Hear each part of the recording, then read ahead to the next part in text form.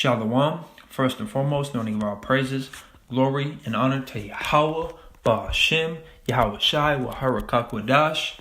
Double honors to the apostles and the elders, a great millstone and roll well. Peace and blessing, salutations to the hopeful elect of Israel. All right, I'm bringing this clip out, which is from a Call of Duty game known as Call of Duty Modern Warfare 2. All right, and I'm bringing this out simply because the fact that, to show Esau's true nature, really, is the best way I could put it. Okay, because the guy in this game, his name is General Shepherd. Okay, and he wants all the honor and glory of being a war hero, and he it just shows that they got a snake tongue, a serpent's tongue. They're deceivers. They're the devil. The so-called white man is the devil that the Bible speaks of.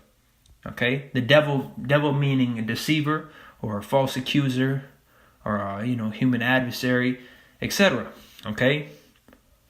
This proves that I think this is a good solid piece of evidence that shows just how Esau is, man. He says one thing and he does the other. He backstabs you, okay? And I got many examples of this, all right? But I'm going to play this clip, okay? Because you'll notice that all these guys, the guy you play as in this scene and the guy that's holding you, they're both, and the guy that's in the helicopter, which is General Shepherd, they're all on the same team. Okay, but just watch. Once they give General Shepherd what he wants, he kills them because he has no use for them anymore. That's just like in real life. Okay, so all you so-called Negroes, Latinos, and Native Americans that love the so-called white man, all right, and you're in bed with him, so to speak, once he doesn't need you anymore, or once the chips are dropped, you're going to be done. You're going to be cut off. All right, let me just play this. You'll see what I mean.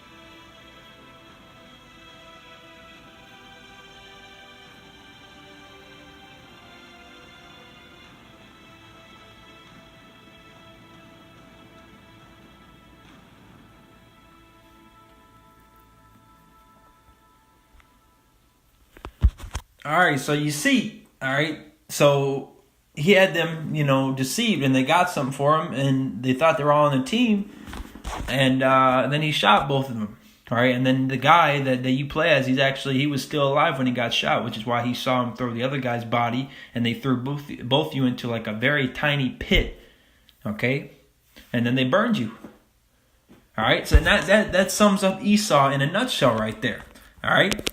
Now let's get some more examples if you're not already convinced. Okay, I saw that this was from Elder Apostle Gabar's video, this article, well, if you want to call it an article. It says, birth certificate to death certificate, a slave from cradle to grave. It's one of those things that most of us never think about. All right, now I'm just going to, Lord willing, if I remember, I'll put this in the description box. Okay, but I'm just kind of picking out the meat out of things here. So let me just go.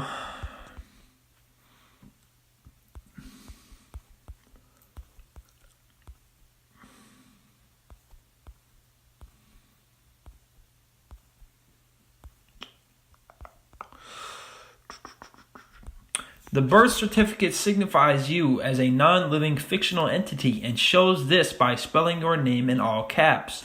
Corporation names are spelled this way. So are the names of dead people on gravestones.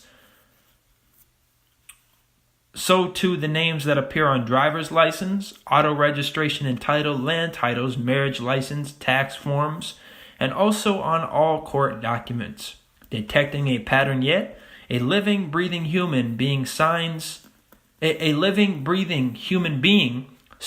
name with capital and lowercase letters.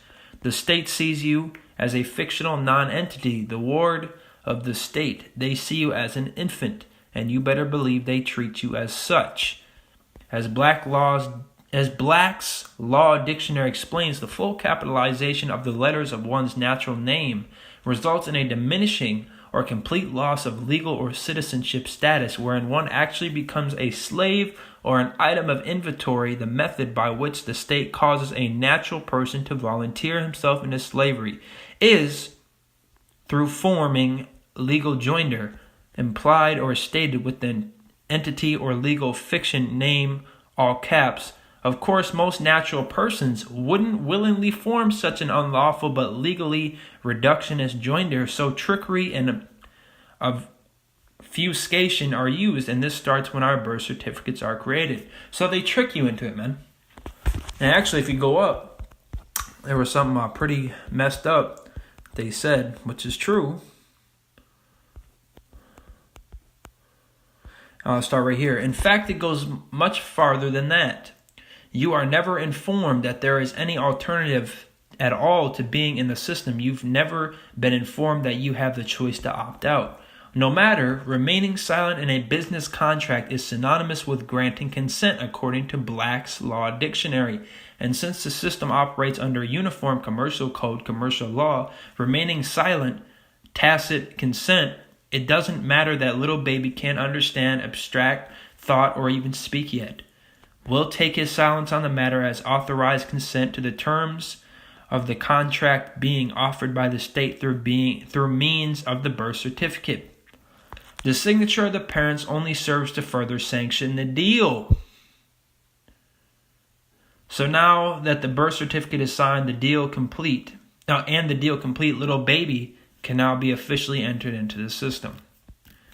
Okay, so they make you a slave. Okay, that's what a birth certificate is. It's basically an official document that, bam, you're a slave. All right, now let's look at this.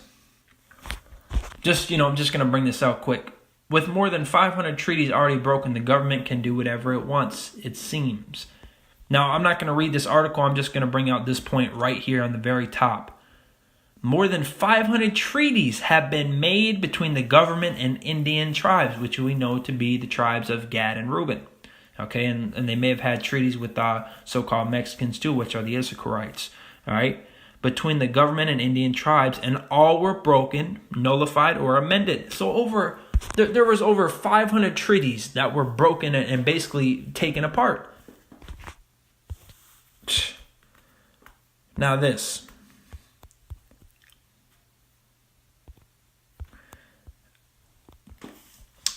It says, this is talking about the conquistadors. They vowed to spare an Inca ruler for converting to Christianity, then killed him anyway. In 1533, Spanish conquistador Francisco Pizarro, you gotta roll the R's, captured the Inca leader Atahualpa. Yeah, Slaki, I'm mispronouncing things, I already know, my bad. But nonetheless, let's move on. In order to save his own life, Atahualpa promised to fill a 24-foot long, 18-foot wide, and 8-foot tall room with gold and then double that amount in silver. Pizarro quickly accepted the deal. But as the riches were slowly delivered over the next 2 months, Spanish conquistadors grew paranoid that it was a trick. So Pizarro sentenced Atahualpa to be burned alive. But Atahualpa knew Pizarro would never burn a Christian, so he converted. This worked, and the conquistadors garroted him instead. So he literally, because they don't kill people that would convert, because, that was basically what one of their jobs was, to convert them to Christianity. Now, this is the thing, all right? The southern and northern kingdom, the Bible was not forced on them, all right? So on so-called Negroes and Indians, all right? Because Latino is just a name, label, rather, given to people that are born in a Latin country, okay? They were originally so-called Indians. So-called Negroes and so-called Indians, the Bible was not forced on them. Christianity was forced on them, okay? Because so-called Negroes make up primarily the southern kingdom, and so-called Indians primarily the northern kingdom, okay, of the tribes of Israel. So he converted, but, he faked it, but they didn't know that. He faked to Christianity.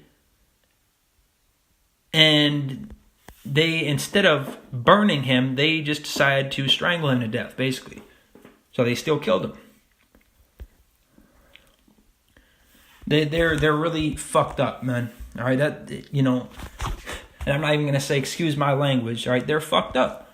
All right, all the things that they've done. Look at all the things the slave masters did to the so-called Negroes. Look at all the things the conquistadors did. It's all fucked up. All right, they are fucked up, man. Everything they do regarding that, and they love doing it. That's their blessing, the sword. They use it. You better believe they use it to the most that they can. They use it as much as they possibly physically can. Okay, they're fucked up. All right. So you got a lot of people that voted. They voted Democrat or Republican.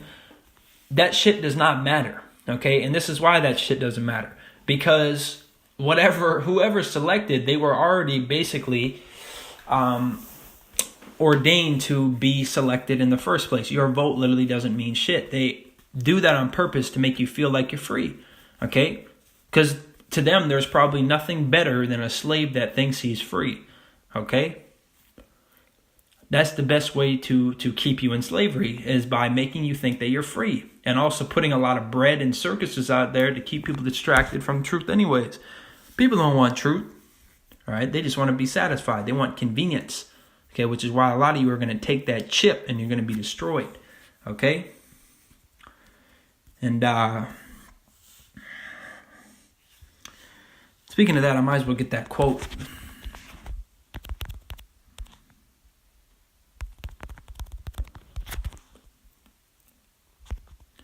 From this guy. I brought it out several times. I'm bringing it out again because it reminded me of that. Because the Templars in Assassin's Creed basically represent the elites, okay? So this is Loreno de Torres y Ayala, all right? He's one of the main antagonists in the game Assassin's Creed Black Flag, okay? And this is what he said. This is his quote. And it says, Loriano, regarding the difference between slavery and the Templars' goals, 1719. Now, this is from a video game, but they put a lot of truth in video games, man. All right? A body enslaved inspires the mind to revolt, but enslave a man's mind and his body will follow on naturally, efficiently. So they're not trying to physically shackle you up, all right? They want you to believe that you're free. But if they have your mind enslaved and you believe that you're free, like most people do now, then they already are succeeding. You're still in slavery. Giving people the thought that they can pick for who rules their country makes them feel like they're free and like they have decisions, okay, when really they don't. These are the people that rule the planet right now, the wicked, the elites. Specifically, these are people from the tribe of Amalek, of the nation of Edom, all right? You got the Astor, the Bundy, Collins, DuPont, Freeman, Kennedy, Lee, Onassis, Rockefeller, Rothschild, Russell, Van Dunn, and then Merovingian. The main ones I'd say that at least come out are the Rockefellers and the Rothschild. Okay, the Rothschilds. These are the people that rule the planet. Okay, period. These are the people that make decisions for what happens and who's ruling. Okay, they fund both sides of wars. Whether you believe it or not, it's true. All right, now let's get some scriptures, a couple scripts.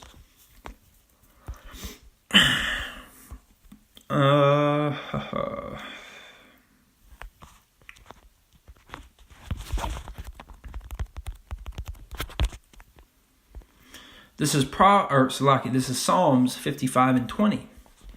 He hath put forth his hands against such as be at peace with him. He hath broken his covenant. Okay, and how many treaties? They broke over 500 treaties. All right, 500 treaties. The words of his mouth were smoother than butter. So he'll say one thing, he'll speak nicely to you, but war was in his heart. But really, he's thinking about how to destroy you, man. His words were softer than oil, yet were they drawn swords. All right, you just wait, man. All you coons, you people that are cooning, they may talk sweet to you now. They may have you over for a dinner and all this and that. They may be your friends, so-called. Once race wars break out, they're going to flip on you, man. And they're going to kill you. All right? Once their spirit truly comes out, you're going to be done, man.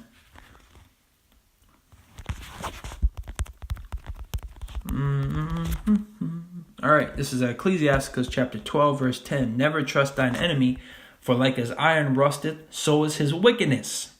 Okay, so don't trust your enemy, man.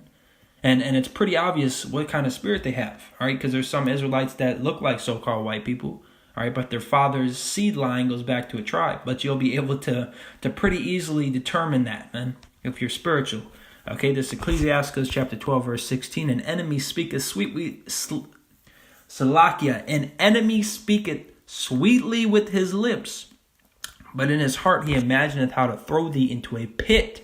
He will weep with his eyes, but if he find opportunity, he will not be satisfied with blood. Okay? And that's true. Okay? They'll sweet talk you all day long, man. All right?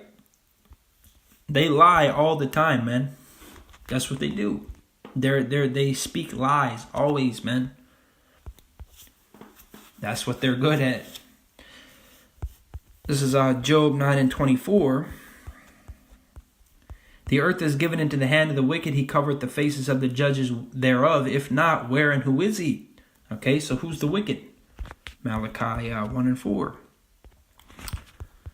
Whereas Edom saith, we are impoverished, but we will return and build the desolate places. Thus saith Yahweh of hosts, they shall build, but I will throw down, and they shall call them the border of wickedness, and the people against whom Yahweh hath indignation forever. All right? So they're wicked, man, and that's what they do. That's what they're good at.